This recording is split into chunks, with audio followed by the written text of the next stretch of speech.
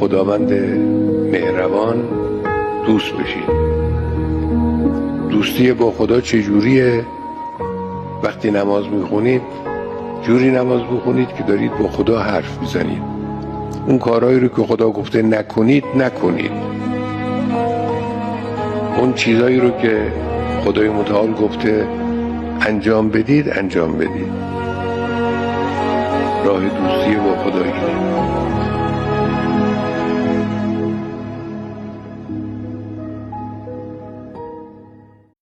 با خداوند مهربان دوست بشید. دوستی با خدا چجوریه؟ وقتی نماز میخونید جوری نماز بخونید که دارید با خدا حرف میزنید. اون کارهایی رو که خدا گفته نکنید نکنید.